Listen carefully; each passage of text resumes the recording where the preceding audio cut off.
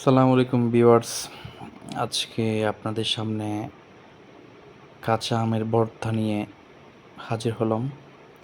তো বাসার গাছ থেকে কয়েকটা কাঁচা আম নিলাম।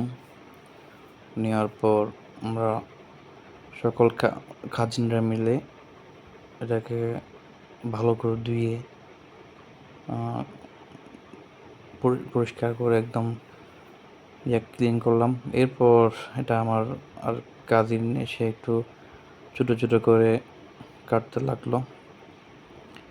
কাটার পর অন্যদিকে আমি বাকি পেঁয়াজ কুচি করতে লাগলাম।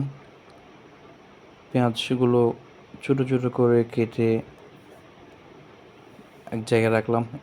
এরপর কাঁচামরিচ নিলাম, কয়েকটা কাঁচামরিচগুলা ছোটো ছোটো করে কেটে রাখলাম। এরপর অল্প ধনিয়া পাতা নিলাম।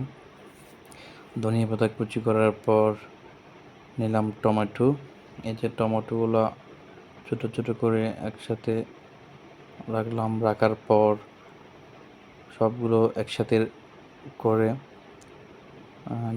আমরা যে বাটির মধ্যে আমরা ইয়েটা করলাম সেখানে একসাথে রেখে সেগুলো একটু কষাতে রাখলাম, কারণ এগুলো যদি একসাথে মিক্স না করলে ইয়া মানে খেতে একটু স্বাদ লাগবে না। এবার আমগুলো নিলাম। আমগুলো নেওয়ার পর আমরা যে বাটির মধ্যে ইয়ে করবো সেখানে ঢালতে লাগলাম। এরপর দিলাম মরিচের গুঁড়াগুলো দেওয়ার পর সবগুলো একসাথে দিলাম, বেশি না অল্প করে দিলাম আর কি, যেহেতু একটু খেতে স্বাদ লাগবে। এরপর হালকা চিনি দিলাম, যেহেতু টকটা একটু কাঁচা আমের মতো টক বেশি, সেক্ষেত্রে একটু চিনি দেওয়া লাগে, না হয় সেটা খেতে ভালো লাগবে না। সেরপর একটু হালকা সরিষার তেল দিলাম। সরিষার তেল দিয়ে সবগুলো একসাথে মিক্স করলাম। মিক্স করার পর দেখতে খুব সুন্দর লাগতেছে।